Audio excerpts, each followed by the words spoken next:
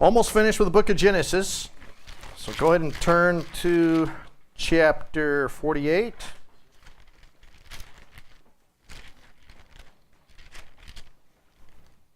It's only 50, I was going to say only 50 chapters in Genesis. I meant that we're that close to the end. Genesis is a pretty good-sized book, 50 chapters, and we're in chapter 48, so we're getting close. After the book of Genesis, I'm going to teach another book of the Bible out of the New Testament. I'm not going to tell you which one. You'll just have to come and hear what it's going to be.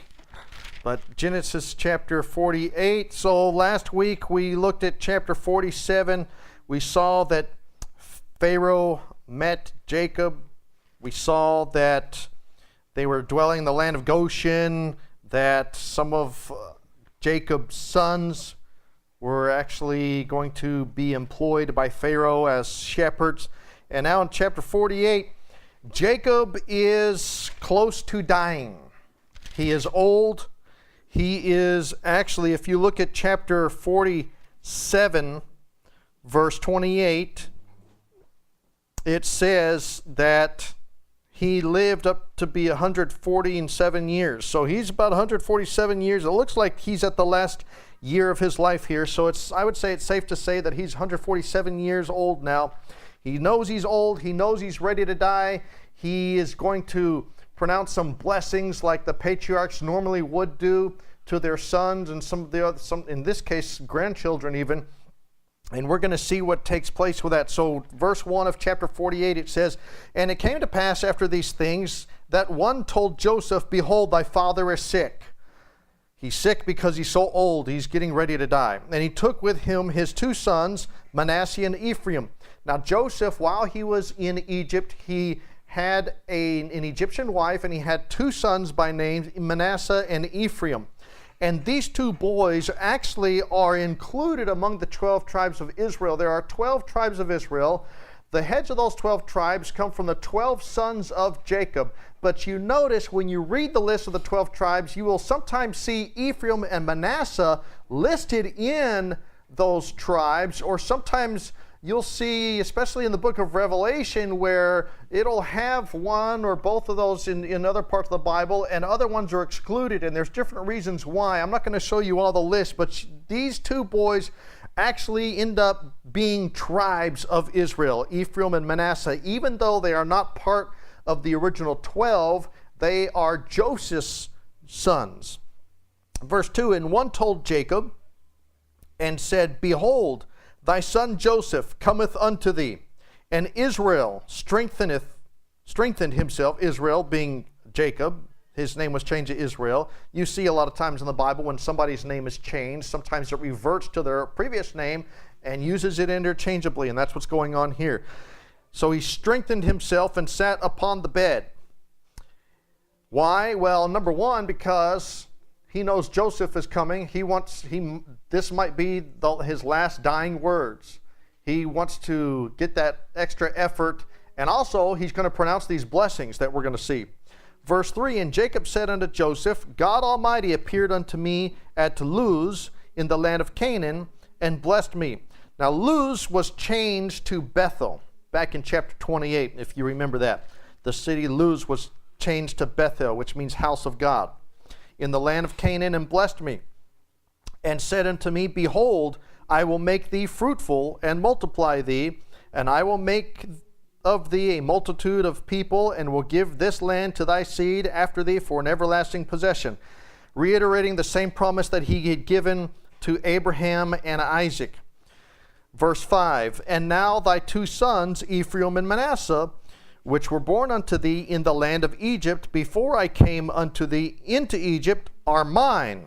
As Reuben and Simeon, they shall be mine." Now, what does he mean when he says they're mine? Oh, how could they be his? Aren't they Joseph's? What's he mean, they're mine?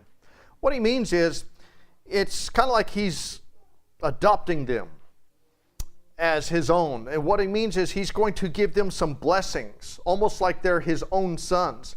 The blessings went to the immediate sons of the father, But here we're going to see that he is going to pronounce some blessings upon Ephraim and Manasseh. Even though they're not his sons, they are his grandsons. And in this culture, and we saw elsewhere in the Bible, that there was a double portion that was rightly entitled to or given to the firstborn. The firstborn was supposed to get a double portion of the blessing. What he's going to do is he's going to bless them. And who was the firstborn of Jacob? Reuben. Reuben, by right, by birthright, was originally entitled to the double portion because he was the firstborn. Guess what? He lost it. Anybody know why? Because he went into his father's one of his father's wives. That's right. Go to 1 Chronicles chapter 5. And it's going to be transferred from Reuben to basically Joseph, but through Joseph to Ephraim and Manasseh. Look at 1 Chronicles chapter 5.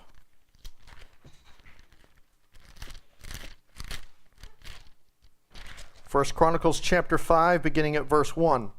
Now the sons of Reuben, the firstborn of Israel, for he was the firstborn, but forasmuch as he defiled his father's bed, if you remember, he went into his father's concubine, his birthright was given unto the sons of whom? Joseph, the son of Israel, and the genealogy is not to be reckoned after the birthright. So go back to Genesis chapter 48. Reuben lost it because of his conduct. It's transferred to Joseph's sons, Ephraim and Manasseh. And we're going to see some other details about that. So when he says they are mine, that's what he's talking about. He's saying almost like I'm adopting them, even though they're not my immediate sons, and I'm going to bless them as if they were my own sons.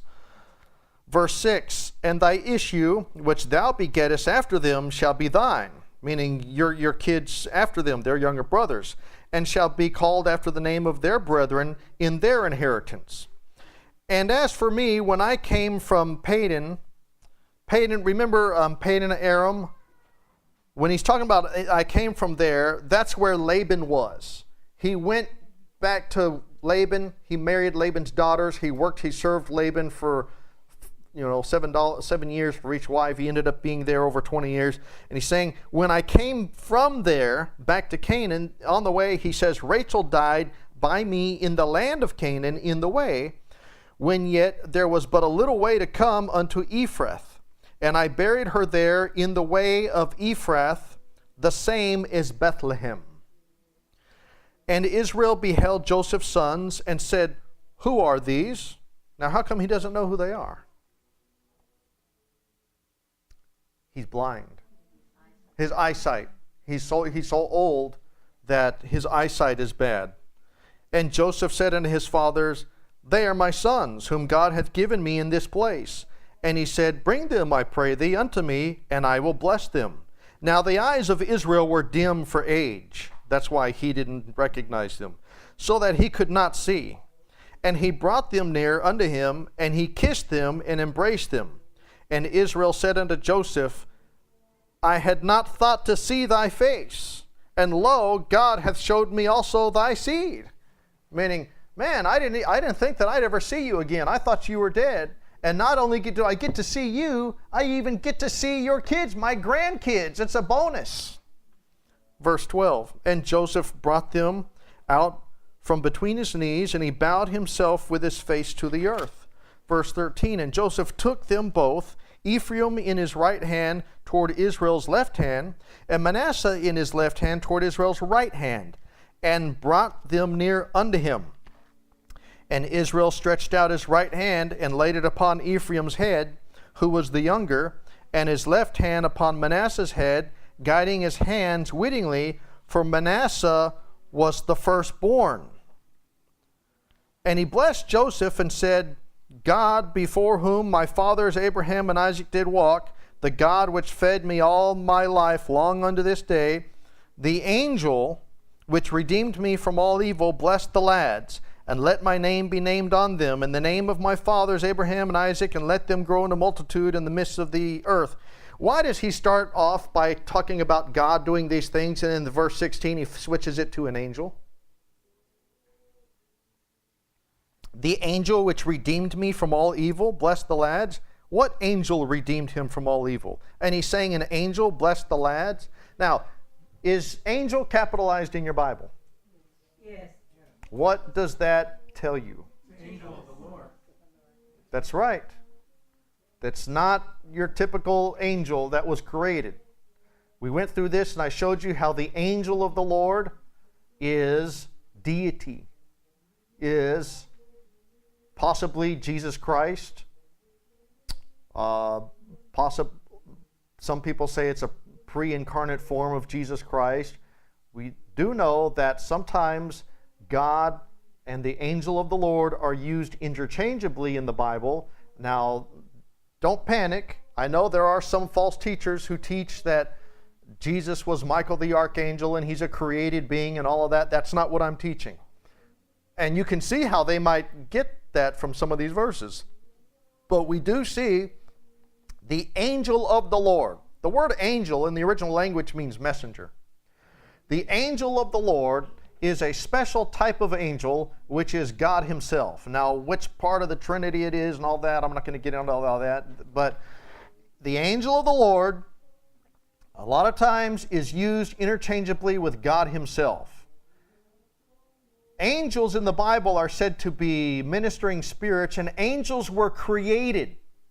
So the angel of the Lord, if the angel of the Lord is God, then that angel was not created like the rest of the angels. You understand? It's simply a title that is used for God, and sometimes God would appear in certain forms where people could see him or part of him. It's called a theophany, because the Bible says no man can see God and live. Yet we see other times where people did see God and they didn't die. So God manifests himself in a particular way to reveal himself to where people could see it, and it was a lot of times in the form of the angel of the Lord. Go to Exodus chapter 23. We're going to see another example where angel is capitalized in the Bible.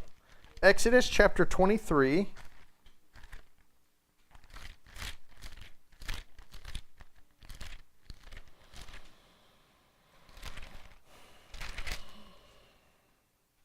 Look at verse 20.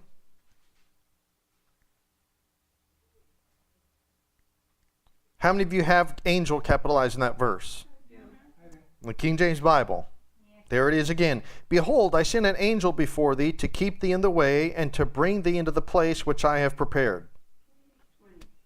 Exodus 23:20. Look at verse 21. Beware of him and obey his voice. Provoke him not, for he will not pardon your transgressions, for my name is in him. Wow, that doesn't sound like a regular angel. How can an angel pardon or not pardon your transgressions? Why would he say my name is in him? Well, it's capitalized. Look at verse 22. But if thou shalt indeed obey his voice and do all that I speak, then I will be an enemy unto thine enemies and an adversary unto thy adversaries. Verse 23. For mine angel, capital A, shall go before thee and bring thee unto the Amorites and the Hittites and the Perizzites and the Canaanites and the Hivites and the Jebusites. I will cut them off. Go back to Genesis chapter 48.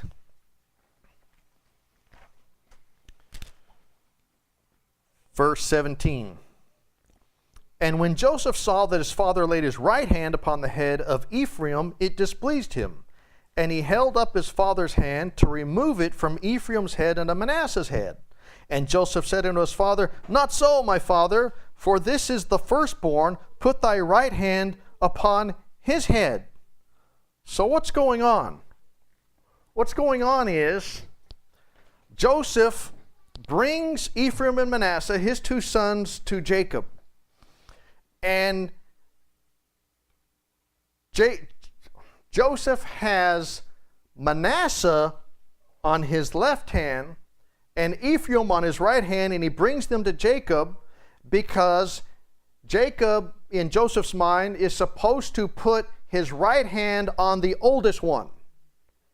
The oldest one has special privileges or rights or entitlements or gets a greater blessing than the younger one.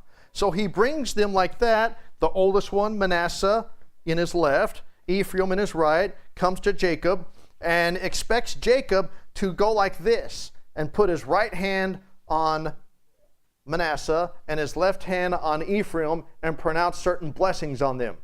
But what he does is he crosses his arms and puts his right hand on Ephraim, the younger one, and his left hand on Manasseh, the older one, and gives the greater blessing to Manasseh instead of Ephraim. And Joseph is saying, "No, Dad, wait, stop! What are you doing? You're putting the hand on the wrong kid or the wrong son." They might be, older by now, may not be kids, but maybe in their 20s or something. But he's crossing his arms like that. Now he knows what he's doing. He's doing it intentionally. And look what he says. Let's read it again, verse 18. "And Joseph said unto his father, Not so, my father, for this is the firstborn. Put thy right hand upon his head." "No, Dad, no. You need to put your right hand on Manasseh's head, not Ephraim." Verse 19. "And his father refused and said, I know it, my son, I know it. He also shall become a people, and he also shall be great. But truly his younger brother shall be greater than he, and his seed shall become a multitude of nations." Now, why did he do this? I'm not sure why.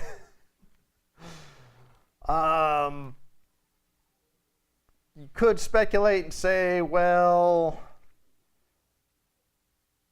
Esau and all that stuff, remember? But it doesn't really say exactly why he did this, that I can tell. Yeah, it almost seems like it's some sort of divine intervention. Because what he does say is a prophecy, and it is fulfilled. And I'm going to show you how it is partly fulfilled. It almost seems like it's God who is somehow manipulating the circumstances, because that's going to be a prophecy that's going to be fulfilled. It's the only thing I can think of. So the greater blessing goes to Manasseh. The lesser blessing goes to Ephraim. Look at Numbers chapter 1. Let's look at a partial fulfillment of this. Manasseh is multiplied greater than, Ephraim is multiplied greater than Manasseh because he got the greater blessing. Numbers chapter, if I could see my notes here, Numbers chapter 1. Why is the book of Numbers called Numbers? Because they numbered the children. That's right.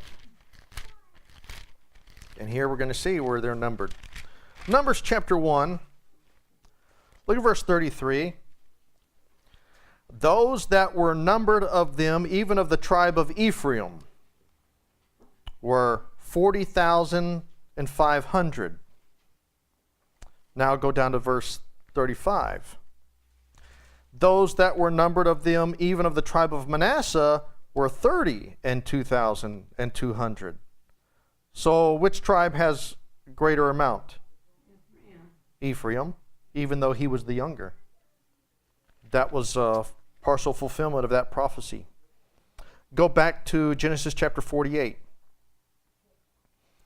verse 20. "And he blessed them that day, saying, In thee shall Israel bless, saying, God make thee as Ephraim and as Manasseh. And he set Ephraim before Manasseh. And Israel said unto Joseph, Behold, I die." So now he's saying again, I'm ready to die. He's 147 years old, so I guess he would be ready to die. It's interesting because first, in chapter 46, verse 30, he said, Let me die. Let me die. Then in verse 29 of chapter 47, he said, And the time drew nigh that Israel must die. So first he says, Let me die. But yet when he said, let me die, we know that he lived 17 years longer than that. So first he says, let me die. Then the Bible says that he must die. Now he says, I die. Behold, I die. So his time's up, pretty much. Seems like there are certain men in the Bible who knew they were going to die.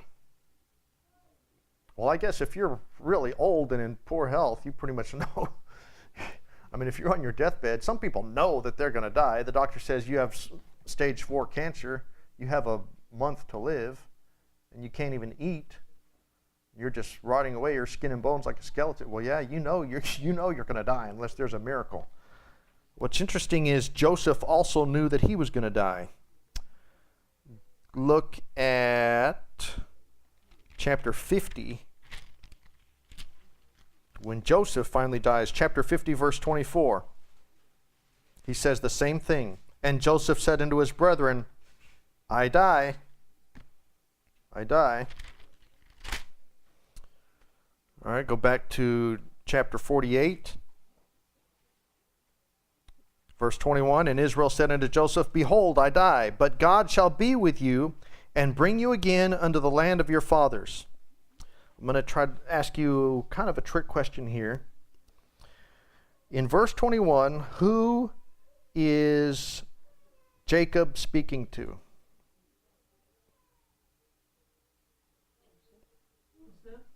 When he says, but God shall be with you and bring you again into the land of your fathers, who is he speaking to? His sons. Well, it said, and Israel said unto Joseph. Is it only to Joseph? There's a clue in here that will give you the answer. Is he only speaking to Joseph in verse 21? And if he's not, how do you know? What's that? He said, bring you again. So that means they're returning. Okay. Let me show you something. I've showed you this before, and it's easy to overlook. But this is one way that the King James Bible is superior to the modern versions. It has to do with the Old English, the Old Elizabethan English. Remember I told you about these pronouns before? Okay? If it begins with a T, it is singular. And if it begins with a Y, it is plural. So, you ever heard people say, oh, the King James Bible, all those these and thous, I can't understand that. You can't understand these and thous? Well, what are you in the third grade or something? What kind of excuse is that? Okay.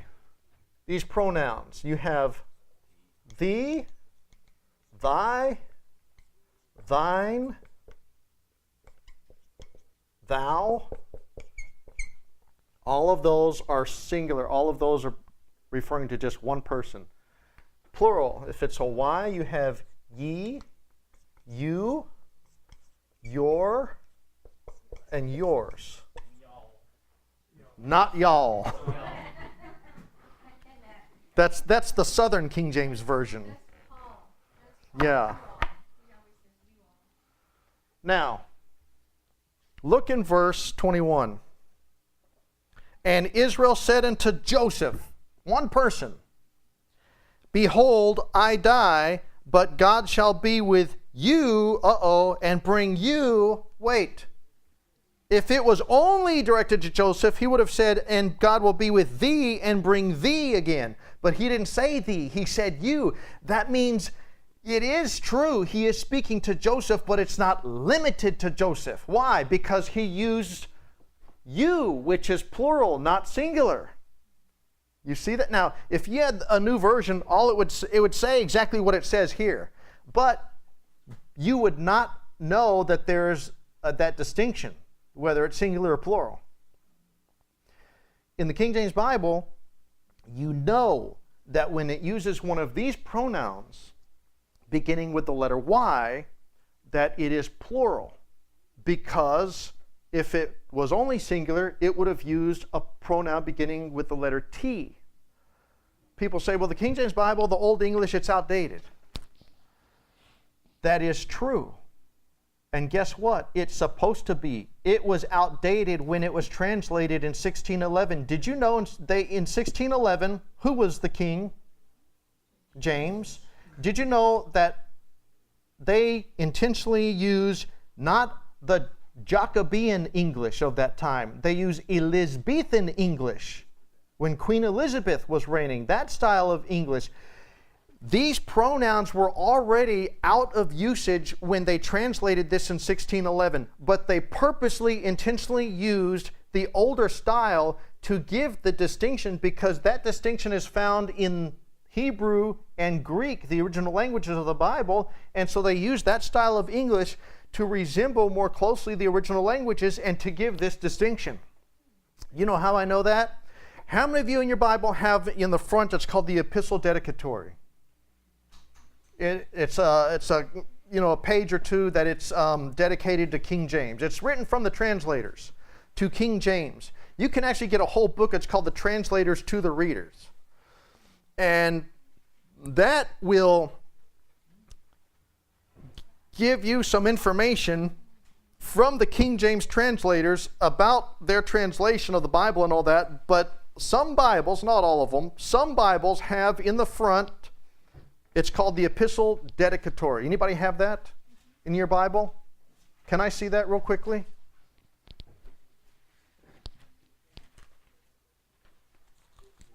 Okay, so it says, to the most high and mighty Prince James. They're talking about King James, because King James was the king when they translated this Bible in 1611. And they are basically praising him and thanking him for giving them the permission and all that to translate this Bible, because you have to understand, at that time in England there was a church state. There was an official church religion, the Church of England. They didn't have the religious liberty like we do here today. So they kind of had to get his permission or his authorization to do this. And if you read this, I'm trying to find an example of this. Here we go, right here. So I'm going to read part of this here. It says, the famous predecessor of Your Highness. They're calling him Your Highness.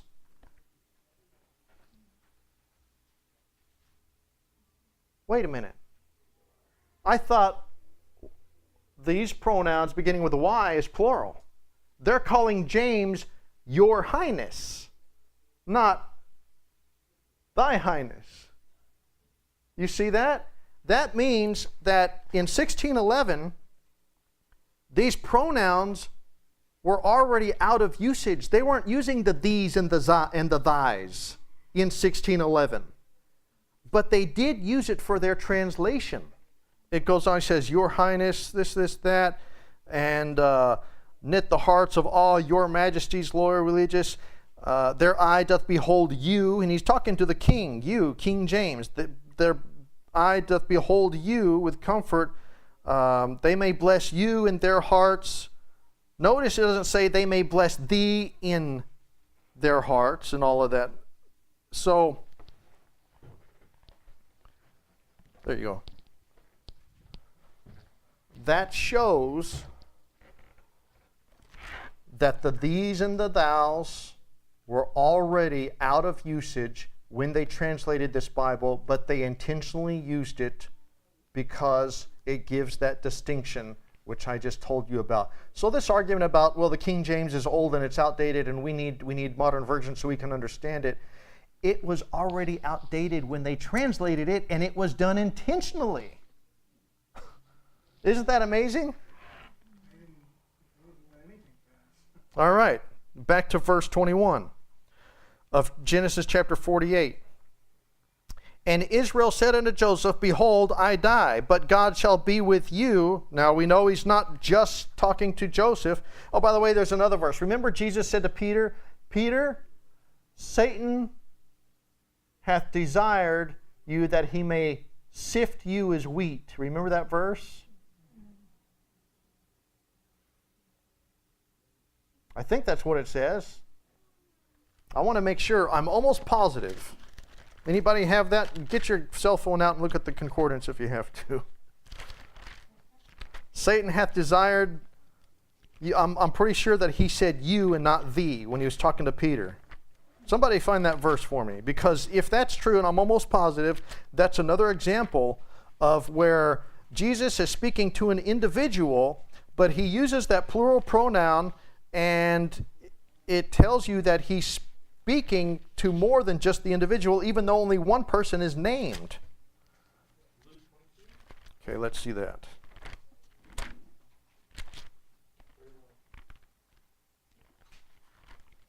Luke 22:31, is that what you said?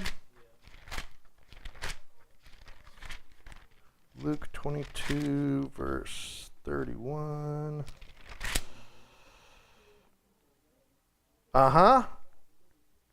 Look at that. And the Lord said, Simon, Simon, behold, Satan hath desired to have thee, that he may sift thee as wheat. No, he didn't say thee. He said you. Now, you see how it's easy to overlook that, and you say, oh, well, he's only talking to Peter. He's only talking to Simon. No, he's not. How do you know? How do we know? Look, because he said you, plural.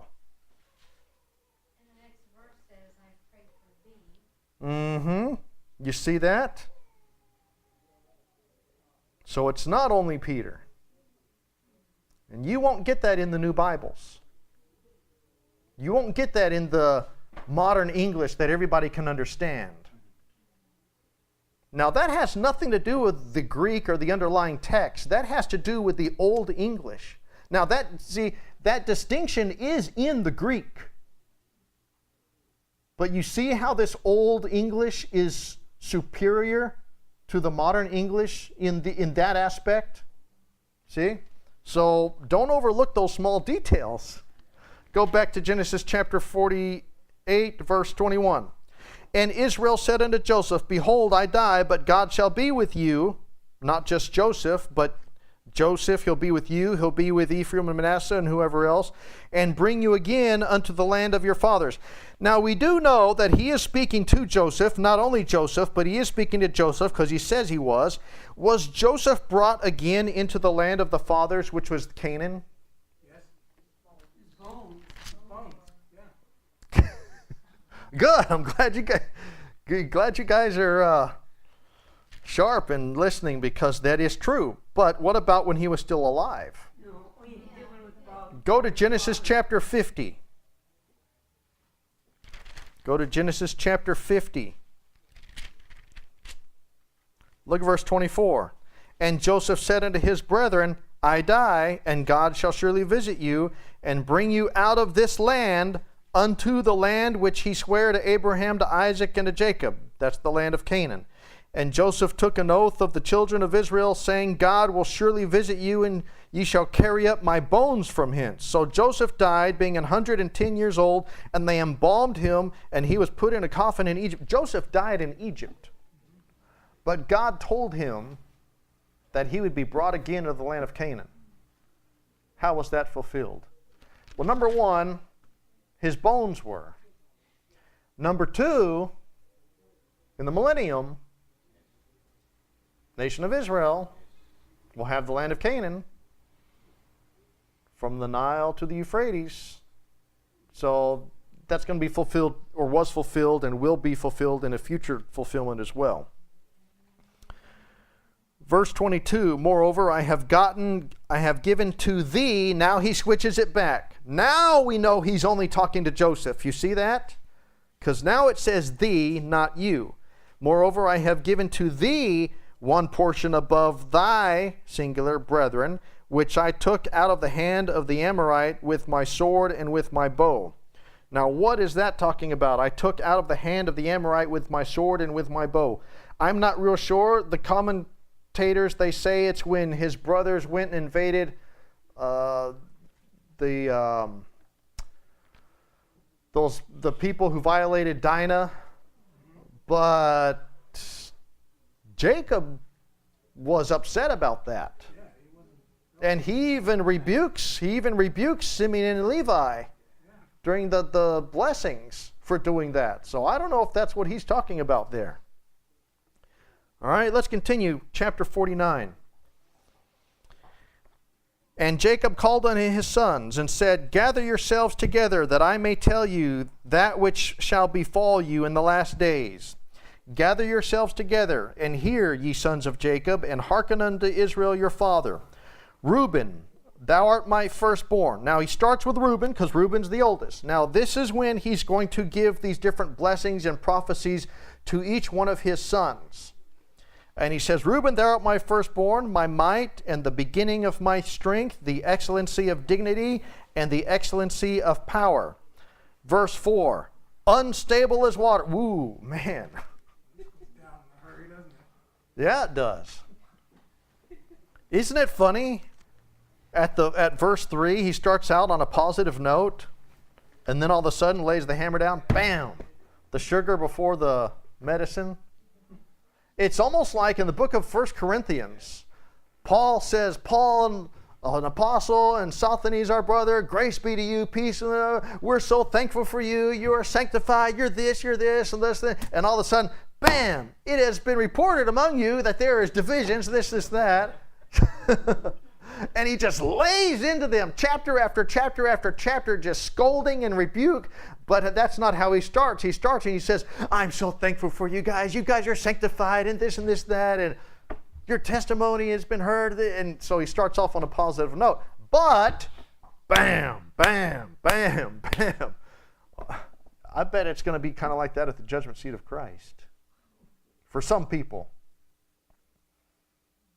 Get up there and you're all, wow, oh Lord, so glorious. Oh, you're falling down worshiping and saying, oh, son, welcome home, this, that. I'm so glad to see you. And then all of a sudden, all right, let's look at your report card.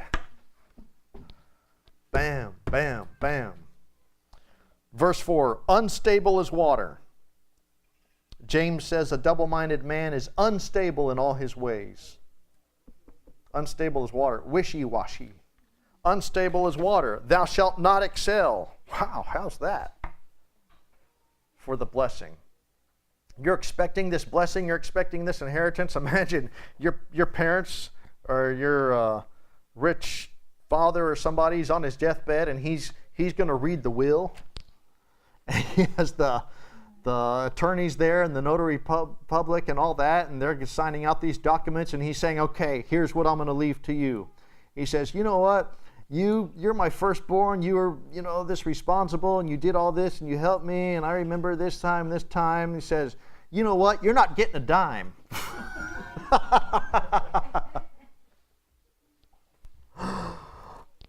Because thou wentest up to my father's bed, then defilest thou it. He went up to my couch. What's he talking about? Go to chapter 35.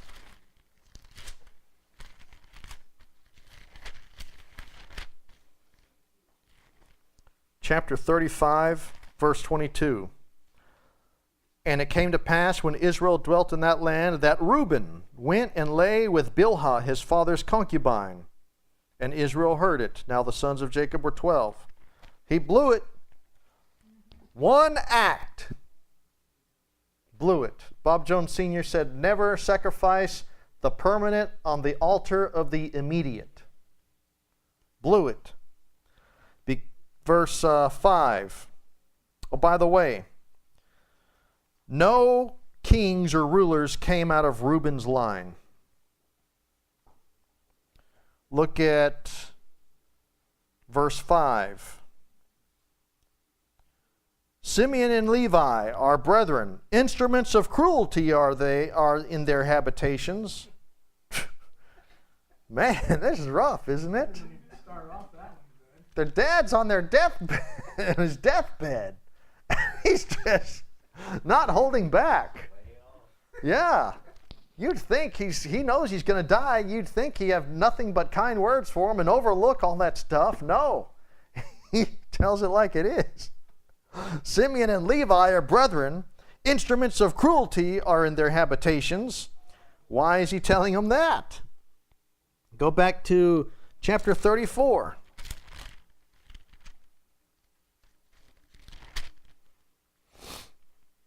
Remember how they avenged the men of Shechem because of one guy who violated their sister Dinah. Verse 25, and it came to pass on the third day when they were sore so they tricked them. If you remember the story, maybe you weren't in this class at the time, they tricked them. This guy, after he violated Dinah, and it looks like he raped her, because she's never blamed for anything, then he wants to marry her. And so they trick him. They say, okay, let's have a meeting. How about this? You want to marry our sister? All right, you guys are Gentiles. We're Hebrews. How about this? Have all your men get circumcised, because we can't let our sister marry somebody who's not circumcised. All you guys get circumcised, and then we'll, our daughters and sisters will marry. We'll intermarry with you guys, and we'll trade, and we'll, have our land and cattle and all that, and commerce and all of that, and have this peace treaty, but under one condition, that all your men get circumcised. You say, okay, deal. I'll get circumcised. I'll have everybody get circumcised. So they go ahead and they do it. And while the guys are recovering from the operation, look what happens. Verse 25, and it came to pass on the third day when they were sore that two of the sons of Jacob, Simeon and Levi, Dinah's brethren, took each man his sword and came upon the city boldly and slew all the males. And they slew Hamor and Shechem his son with the edge of the sword, and took Dinah out of Shechem's house and went out. The sons of Jacob came upon the slain and spoiled the city because they had defiled their sister. Verse 28, it says they took all these animals, they took people as captive, probably made slaves out of them. And Jacob is upset about this. This was not his plan. Verse 30, and Jacob said to Simeon and Levi, ye have troubled me to make me stink among the inhabitants of the land, among the Canaanites, and etc. He says, you just ruined my reputation. Guys, really jumped the gun on that one. Go back to chapter 48. So that's what he's talking about there when he says that Simeon and Levi, they are instruments of cruelty. Simeon and Levi, verse 5, our brethren, instruments of cruelty are they in their habitations. So they don't get the blessing or the inheritance like they're supposed to. We know that Levi, the tribe of Levi, they're without inheritance. They became the priests, the priestly tribe. And so they were set apart from the others. They didn't get the land portion like the other ones did. They were set apart for that reason. Verse 6, O my soul, come not thou into their secret, unto their assembly. Mine honor, be not thou united.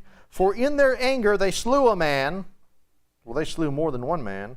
And in their self-will they digged down a wall. The New King James says, instead of they dig down a wall, the New King James says they hamstrung an ox. That's not even close. Well, it's the New King James. It's new and improved. The Old King James has mistakes. See, what happened was, after the King James Bible was translated in 1611, they discovered older and more accurate manuscripts. And so the King James was good for its time, but now these new Bibles shed additional light, and with all of this wealth of knowledge and lexicons and new manuscripts, now we have the Bible it's still not perfect, it still has mistakes, but it's closer to the originals than the King James was. I hope you all know I'm being sarcastic. I can feel the sarcasm oozing out of you. That's the argument. You're talking about the Alexandrian text and all those Yeah. things that were completely That's wrong. the argument. Or one of the arguments, one of the many arguments. The other argument is, of course, the King James is archaic and it's out of date. Nobody can understand it because who knows what thee and thy means? We don't say that today. I mean, that hymn, how great thou art, I don't know what that means. What does that mean? I'd have to have a dictionary to know what that means.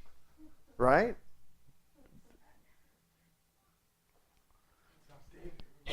That's Not modern now. that's what they say. That's their argument. Boy, that's an insult to my intelligence, isn't it? Now, why does the New King James say hamstrung an ox instead of dig down a wall? It is true that for the most part, the New King James is based, for the most part, based on the same manuscripts or the same text as the King James. Whereas just about all the other modern versions, like the New American Standard and the NIV and all those other ones and the RV, are based on a different text, the Alexandrian text for the New Testament and some other Old Testament Hebrew text. So in this case, that discrepancy, it's not because they used a different text. They translated the same text differently. There are some Hebrew words that can be translated, and Greek words, that can be translated, the same word can be translated two different ways, legitimately. Doesn't necessarily mean that they're supposed to, but that's what's going on here. So they decided to translate this differently. And they translated it as hamstrung an ox. Now here's the deal with the King James Bible, the New King James Bible. When I was first introduced to the New King James Bible, somebody told me the New King James Bible, it's exactly like the Old King James Bible, it just has modern, up-to-date English, and that's all. And I thought, well, okay. As a young Christian, I didn't know anything about Bible versions or manuscript evidence or textual criticism or anything. I thought, well, okay, what's wrong with that? That makes sense. So I started reading the New King James, and I noticed there were all kinds of changes that had absolutely nothing to do with updating and modernizing the language. And here's one of them. Dig down a wall and hamstrung an ox, that has nothing to do with making it more modern and easy to understand. You see? So in the introduction, in the preface of the New King James, and they stated, we use the same text and all of this as the Old King James. All we did is bring it up to date. They are dishonest. They did not. Here's an example right here. Now, which one is the correct translation? Didn't they break down the wall? Well, let me go through this a little bit. What does that mean, dig down a wall? Most cities had a wall around them for protection, for defense mechanism. That's a phrase which means that you invaded. You broke through. You invaded a city. They dig down a wall. Now, here's some things about this that I'm going to give you, and we'll wrap it up. So the problem or the argument with this is the vowel points and how people translated it differently and things like that. The phrase dig down a wall is found in some other older Bibles. But here's one thing about this, or a few things to consider. No one what's a hamstringing an ox? What does that mean? Like to hock something? To sever the hamstring or to injure the leg, to render it useless or to kill it? When he's saying that they did that, and he's saying it was Simeon and Levi when they went and massacred that city to avenge themselves because of what happened to their sister Dinah, do you remember them killing or hamstringing any animals when they did that? No. They took them. They took the animals. They didn't kill them. They didn't injure them. They didn't render them useless. They took them. So nobody hamstrung any oxen that time. Number two, the first time that phrase is used in the King James Bible, go to Joshua chapter 11.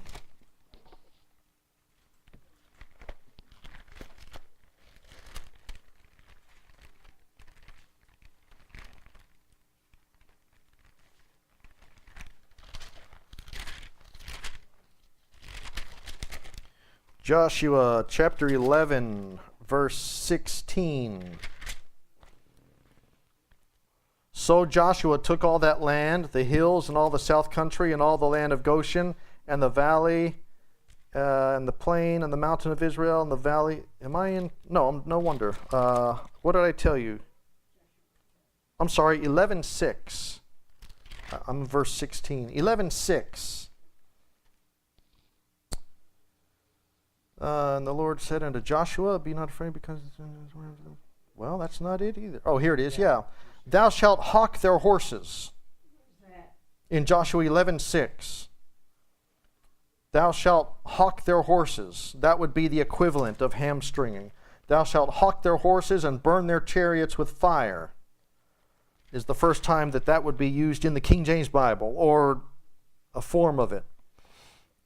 We saw that Simeon and Levi, they took the oxen. They didn't injure them or kill them.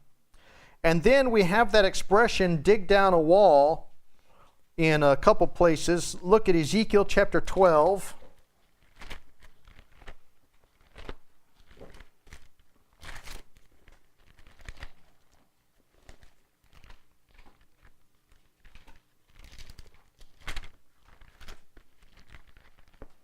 Ezekiel chapter 12, verse 5. Dig thou through the wall in their sight, and carry out thereby. Look at Job 24:16.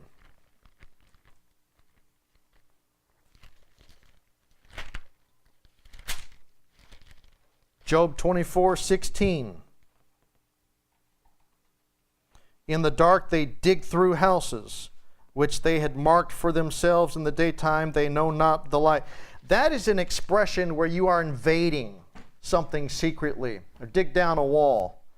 Doesn't mean necessarily that there was the city wall and they dug under it like somebody is escaping from prison or something. That's an expression that we see where they break through, or they secretly got a way to go into the city. They dig down a wall. And that's exactly what they did to the men of Shechem. So go back up to chapter 6, and let's just finish with the pronouncement and the prophecy that he pronounces on them. Verse 7, cursed be their anger, for it was fierce, and their wrath, for it was cruel. I will divide them in Jacob and scatter them in Israel. Not a very good prophecy. We'll pick it up next week with verse 8, where it talks about Judah and speaks good things of Judah, because who came from Judah? Lord. Jesus Christ. All right, any questions on any of that today? Let's close in prayer. Lord, thank you again for the Word of God.